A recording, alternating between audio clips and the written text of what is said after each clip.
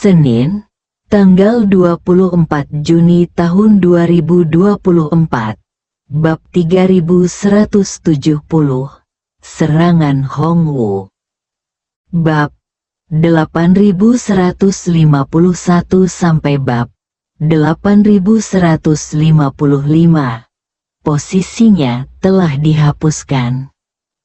Ketika Presiden Pei mendengar kata-kata ini, jantungnya tiba-tiba berdebar kencang, dan dia dengan cepat bertanya dengan gugup, "Presiden Chen, di departemen sebesar kita, yang bertanggung jawab atas karya sastra dan seni di seluruh provinsi, bagaimana bisa posisi yang bagus ditarik begitu saja?" Presiden Chen mengeluh di ujung telepon yang lain. "Justru karena departemen ini terlalu besar sehingga kita harus merampingkan dan memperkecilnya. Saya tidak punya pilihan." Karena itu, dia tidak ingin melanjutkan diskusi dengan Ketua Pei.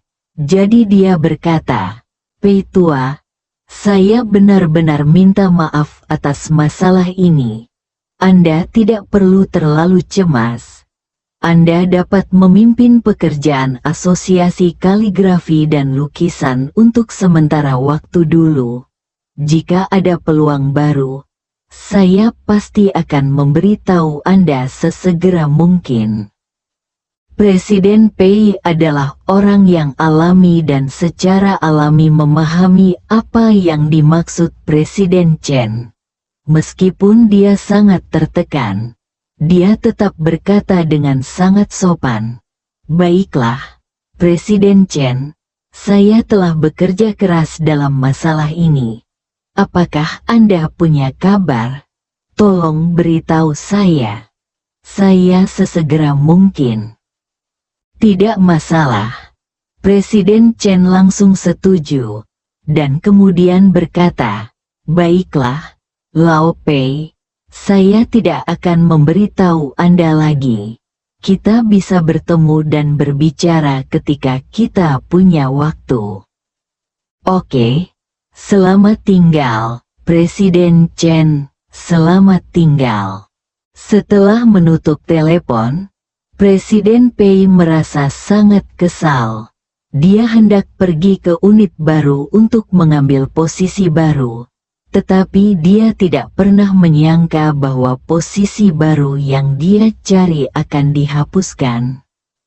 Ia diliputi keengganan saat ini. Meskipun ia adalah Presiden Asosiasi Lukisan dan Kaligrafi, Asosiasi Lukisan dan Kaligrafi masih terlalu kecil, lebih sedikit minyak dan air. Sungguh menyedihkan. Yang lebih penting adalah ruang untuk maju dalam posisi ini sangat sempit.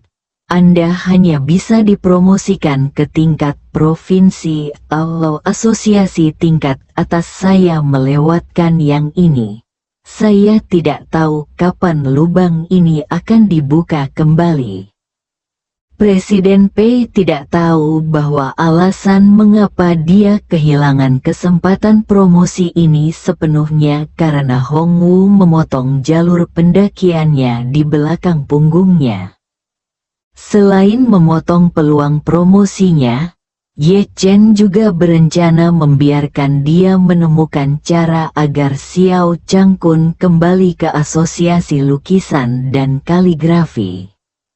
Saat ini, saat dalam perjalanan pulang dari bandara, Xiao Changkun bertanya pada Ye Chen dengan sedikit ragu, "Menantu yang baik, apakah kamu tidak begitu dekat dengan Tuan Hongwu sekarang? Bagaimana jika kamu memintanya membantuku menjalankan ini? Apakah semuanya baik-baik saja?" Ye Chen berkata dengan santai, "Dia dulu selalu datang kepadaku untuk melihat Feng Shui, dan dia juga memintaku untuk membantu orang lain. Tapi akhir-akhir ini aku jarang berhubungan dengannya. Bagaimana kalau aku bertanya padanya dan melihat apakah dia bisa membantu? Xiao Changkun mengangguk seolah sedang menumbuk bawang putih, dan berseru, "Ya, menantuku tersayang. Tolong segera hubungi dia untuk melihat apakah ada peluang untuk menengahi masalah ini. Saya pikir dialah satu-satunya yang telah berbicara untuk menekan Pei. Hanya anak-anak yang bersenang-senang." "Oke, aku akan bertanya padanya," kata Ye Chen, mengangkat telepon dan menelepon Hong Wu. Begitu panggilan telepon masuk, Hong Wu berkata dengan penuh hormat di sisi lain telepon, "Tuan Ye, tolong temukan saya." Ye Chen bersenandung dan berkata dengan sengaja, "Ngomong-ngomong, Tuan Hong, saya ingin meminta bantuan Anda. Apakah ini merepotkan Anda?" Xiao Changkun, yang duduk di barisan belakang, dengan cepat membungkuk dan berbisik, "Menantu yang baik, tolong nyalakan speakerphone." Ye Chen percaya bahwa Hong Wu pasti bisa mendengar petunjuknya, dan tidak takut dia akan mengatakan hal yang salah. Jadi dia langsung menyalakan speaker.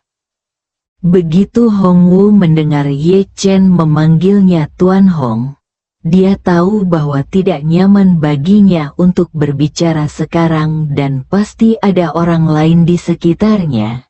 Jadi dia tersenyum sangat kooperatif dan berkata, "Tuan Ye, apakah hubungan kita berdua? Jika Anda memiliki pertanyaan, tanyakan saja kepada saya. Saya akan melakukan yang terbaik untuk membantu Anda." Begitu Hong Wu mengucapkan kata-kata ini, wajah Xiao Changkun langsung menunjukkan kegembiraan. Ye Chen berkata melalui telepon, "Sebenarnya ini bukan masalah besar. Ini hanya tentang ayah mertuaku. Dia mengundurkan diri dari Asosiasi Lukisan dan Kaligrafi beberapa waktu lalu. Tahukah kamu tentang ini?" Hong Wu juga mendengar apa yang sedang terjadi dan berkata, "Saya telah mendengar tentang masalah ini. Saya rasa saya mendengar bahwa Tuan Xiao mengundurkan diri atas inisiatifnya sendiri." Ketika Xiao Changkun mendengar ini, dia berkata dengan marah, "Tuan Hong Wu, saya Xiao Changkun.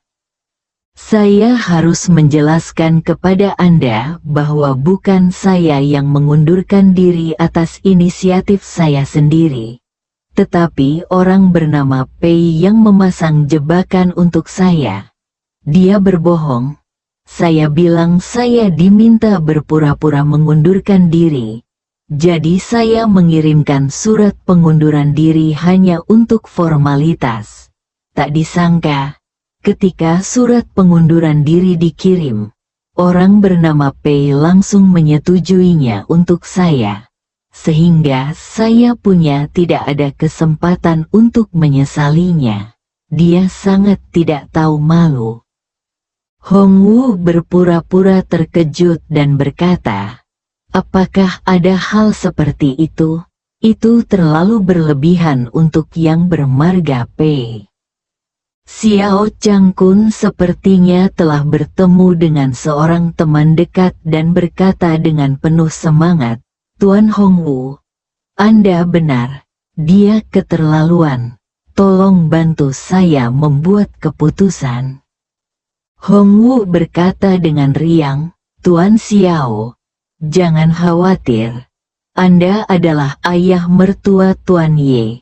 Jadi saya pasti akan melakukan bagian saya dalam masalah ini. Tunggu saja. Saya akan menelepon orang yang bernama Pei sekarang dan bertanya padanya apa jawabannya adalah benda." "Oke, Oke, Xiao Changkun merasa sangat lega ketika dia mendengar bahwa Hong Wu telah mengurus semuanya. Dan berkata dengan cepat, "Saya serahkan semuanya padamu, Tuan Wu." Hong Wu tersenyum dan berkata, "Tuan Xiao terlalu sopan. Saya akan menghubungi dia untuk menanyakan situasinya." Hong Wu menutup telepon. Xiao Changkun akhirnya menghela nafas lega, dan berkata dengan emosi, "Menantu yang baik, sepertinya Tuan Hong Wu masih memberimu banyak wajah.